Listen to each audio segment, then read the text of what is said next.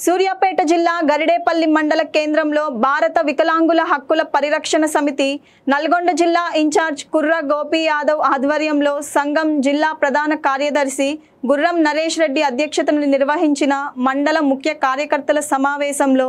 వికలాంగుల హక్కుల పరిరక్షణ సమితి రాష్ట్ర అధ్యక్షులు గిద్దే రాజేష్ ముఖ్య అతిథిగా హాజరై మాట్లాడుతూ వికలాంగులకు స్థానిక సంస్థల ఎన్నికల్లో రిజర్వేషన్ కల్పించిన తర్వాతనే ముఖ్యమంత్రి రేవంత్ రెడ్డి ప్రభుత్వం రాష్ట్రంలో స్థానిక సంస్థలు ఎన్నికలు నిర్వహించాలని డిమాండ్ చేశారు.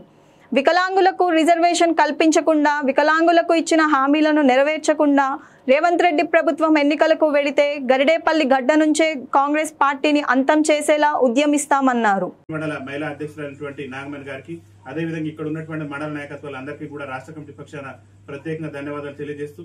తెలంగాణ రాష్ట్ర ముఖ్యమంత్రి రేవంత్ రెడ్డి గారికి మా భారత వికలాంగుల హక్కుల పరిరక్షణ సమితి రాష్ట్ర కమిటీ పక్షాన మేము ఒకటే విజ్ఞప్తి చేస్తున్నాం. ఏదైతే తెలంగాణ రాష్ట్రంలో త్వరలోనే ఎన్నికలు నిర్వహిస్తామని చెప్పేసి రాష్ట్ర పంచాయతీరాజ్ శాఖ మంత్రి సీతక్క గారు ప్రకటనలు చేస్తున్నటువంటి నేపథ్యంలో మా వికలాంగుల జాతి పక్షాన రాష్ట్ర ప్రభుత్వానికి, రాష్ట్ర పంచాయతీరాజ్ శాఖ మంత్రి గారికి, రాష్ట్ర ముఖ్యమంత్రి గారికి మా భారత వికలాంగుల హక్కుల పరిరక్షణ సమితి పక్షాన ఈ గరిడేపల్లి మండల వేదిక నుంచి ఒకటే మేము విజ్ఞప్తి చేస్తున్నాం. స్థానిక సంస్థల ఎన్నికల్లో వికలాంగులకు రాజకీయ రిజర్వేషన్ కల్పించిన తర్వాతనే ఈ రాష్ట్రంలో మరి పంచాయతీ ఎన్నికలు నిర్వహించాలని చెప్పేసి రాష్ట్ర ప్రభుత్వాన్ని మేము విజ్ఞప్తి చేస్తున్నాం. మా యొక్క విజ్ఞప్తి మేరకు రాష్ట్ర ప్రభుత్వం స్థానిక సంస్థల ఎన్నికల్లో వికలాంగులకు జనాభా దామాషా ప్రకారం గనక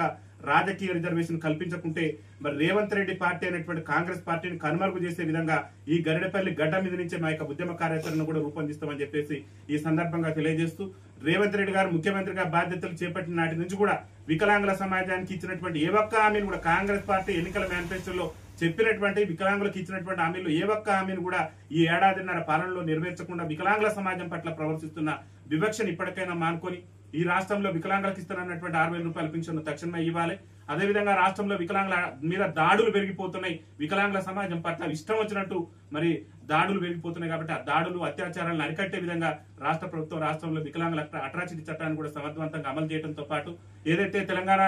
రాష్ట్ర ప్రభుత్వం అధికారంలో రాకముందు కాంగ్రెస్ పార్టీ ఎన్నికల మేనిఫెస్టోలో పేర్కొందో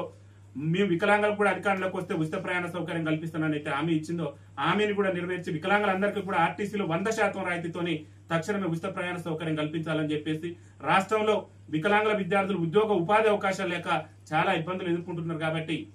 వికలాంగుల బ్యాక్లాగ్ ఉద్యోగాలను రాష్ట్రంలో భర్తీ చేసి వికలాంగుల విద్యార్థులకు అండగా నిలబడాలి. అదేవిధంగా ఈ మధ్యన గొప్పలు చెప్పుకునేటటువంటి ప్రయత్నం చేస్తున్నారు తెలంగాణ రాష్ట్ర కార్పొరేషన్ చైర్మన్ అయినటువంటి ముత్తిరెడ్డి ఈరే గారు. రాష్ట్ర ప్రభుత్వం గొప్పలు చెప్పుకునేటటువంటి ప్రయత్నం చేస్తుంది. ఏదంటే మేము 3-వీలర్ వెహికల్స్, ఆ వెహికల్స్, ఈ వెహికల్స్ ఇస్తున్నాం, మీరు జీవోలు ఇచ్చారు కానీ ఇంతవరకు కూడా రాష్ట్ర ప్రభుత్వం తరఫున అర్హులైనటువంటి వికలాంగులందరూ కూడా ఇవ్వాల్సింది. ఎందుకంటే ఈ దేశంలో ఈ రాష్ట్రంలో అట్టడుగు నుండి దుర్భర జీవితాలు కడుతున్నటువంటి సామాజిక వర్గం వికలాంగుల సామాజిక వర్గం కాబట్టి మీరు ఏదైతే ఆన్లైన్ చేసుకుంటారో ఆన్లైన్ చేసుకున్న ప్రతి వికలాంగునికి వారికి అవసరమైనటువంటి పరికరాలు అందించవలసినటువంటి బాధ్యత ఈ రాష్ట్ర ప్రభుత్వం మీద ఉంది. గడువు పెంచమని చెప్పేసి గొప్పలు చెప్పుకుని గడువు పెంచడంతో పాటు దరఖాస్తు చేసుకున్న ప్రతి వికలాంగుని కూడా పరికరం అందించే విధంగా రాష్ట్ర ప్రభుత్వం మరి కృషి చేయాలని చెప్పేసి మా భారత వికలాంగుల హక్కుల పరిరక్షణ సమితి రాష్ట్ర కమిటీ పక్షాన్ని మేము విజ్ఞప్తి చేస్తున్నాం. ముఖ్యంగా స్థానిక సంస్థల ఎన్నికల్లో రిజర్వేషన్ తెలంగాణ రాష్ట్రంలో వికలాంగులకు రిజర్వేషన్ కల్పించాలని చెప్పేసి ఇటీవల కాలంలో తమిళనాడు రాష్ట్ర పిసిసి అధ్యక్షుడు రాష్ట్ర ముఖ్యమంత్రి రేవంత్ రెడ్డి గారికి లేఖ రాసిండు. ఆ లేఖ రాయక ముందు కూడా మేము పిసిసి అధ్యక్షుడు మహేష్ కుమార్ గౌడ్ గారిని కలిస్తే కూడా మీరు అడుగుతున్నటువంటి న్యాయబద్ధమైనటువంటి అంశం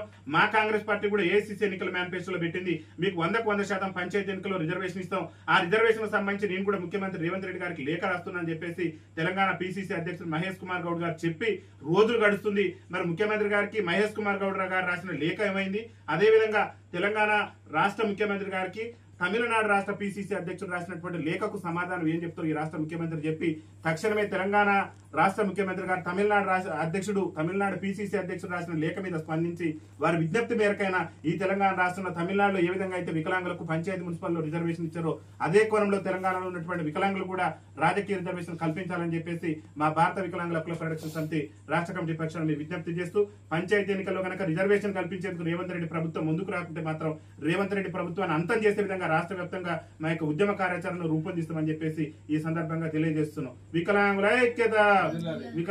ఐక్యత కల్పించాలి, పంచాయతీ ఎన్నికల్లో వికలాంగులకు రాజకీయ రిజర్వేషన్